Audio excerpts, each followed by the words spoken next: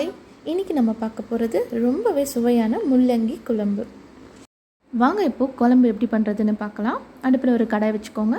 கடாய் நல்லா சூடானோன்னே 2-3 table spoon எண்ணெய் நல்லா சூடானோன்னே ஒரு பெரிய துண்டு பட்டை, 2 கிராம்பு, ஒரு ஏலக்காய், கொஞ்சமாக கல்பாசி வாசனைக்காக, இது கூட 1/4 டேபிள் ஸ்பூன் மிளகு, கொஞ்சமாக கருவேப்பிலை, அடுத்ததாக சின்ன வெங்காயம் ஒரு 15-20 போல் சேர்த்துக்கோங்க. இப்போ இது எல்லாத்தையும் நல்லா வதக்குங்க. வெங்காயம் நல்லா வதங்கணும்.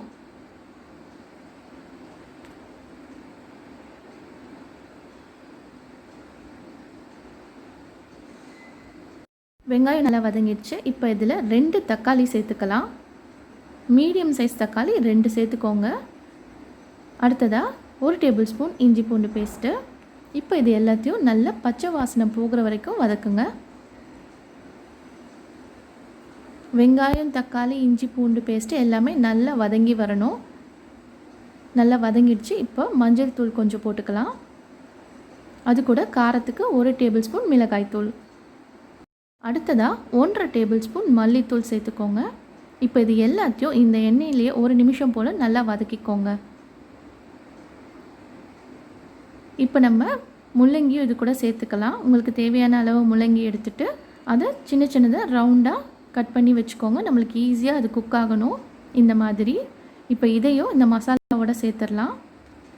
தேவையான அளவு உப்பையும் சேர்த்துக்கோங்க. இப்போது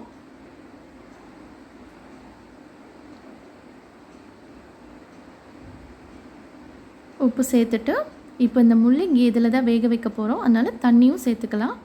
நான் 2-2 1/2 கிளாஸ் போல் தண்ணி ஊற்றிருக்கேன். இந்த தண்ணியிலேருந்து அந்த முள்ளங்கி வெந்து வரணும். சிம்மில் வச்சு பண்ணுங்கள். எல்லாத்தையும் நல்லா கலந்து விட்டுட்டு ஒரு மூடி போட்டு மூடிட்டு முள்ளங்கி நல்லா வெந்து வர வரைக்கும் குக் ஆகட்டும். இது நல்லா வெந்தோன்னு தான் நம்ம புளி சேர்க்க போகிறோம். ஒரு சின்னதாக லெமன் சைஸ் புளி எடுத்துக்கோங்க. அதை கரைச்சி வச்சுட்டு இந்த காய் வெந்தோன்னு நம்ம புளி சேர்த்துக்கலாம். இப்போ இது எல்லாத்தையும் கலக்கிட்டு மூடி போட்டுட்டு காய் வேகிற வரைக்கும் வெயிட் பண்ணலாம்.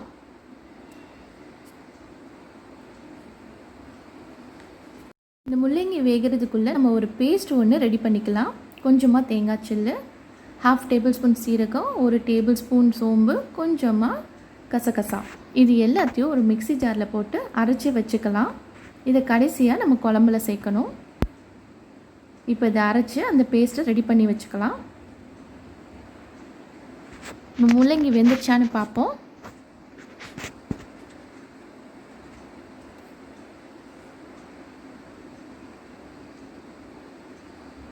பாருங்கள், முள்ளங்கி வந்து நல்லாவே 3/4 வெந்துடுச்சு. இப்போ நம்ம புளி தண்ணியை சேர்த்துக்கலாம். ஃபஸ்ட்டே கரைச்சி வச்சுருங்க. தேவையான அளவு புளி கரைச்சி வச்சுட்டு இப்போ இதில் சேர்த்துருங்க. இந்த புளி தண்ணி சேர்த்துட்டு இந்த புளி வாசனை போகிற வரைக்கும் நல்லா கொதிச்சு வரணும்.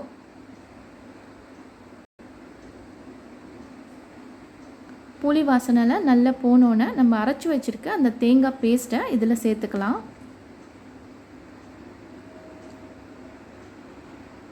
இப்போ பாருங்கள், திறந்து பார்ப்போம். புளி வாசனைலாம் நல்லா போயிடுச்சு, பச்சை வாசனைலாம். இப்போ நம்ம தேங்காய் பேஸ்ட் இதில் போட்டுடலாம்.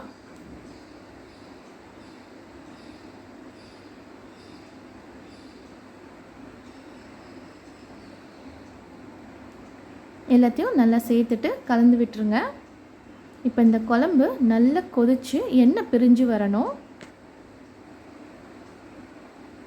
இந்த ஸ்டேஜில் நீங்கள் உப்பு காரம் பார்த்துட்டு உப்பு இன்னும் கொஞ்சம் வேணும்னா நீங்கள் சேர்த்துக்கோங்க.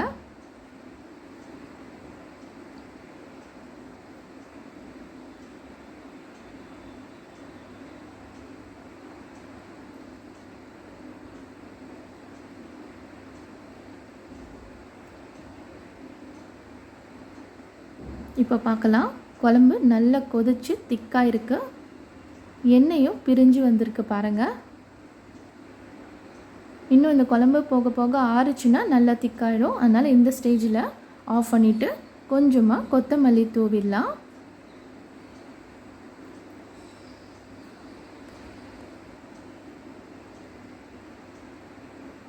அவ்வளோதான், நம்ம குழம்பு ரெடி ஆகிடுச்சு.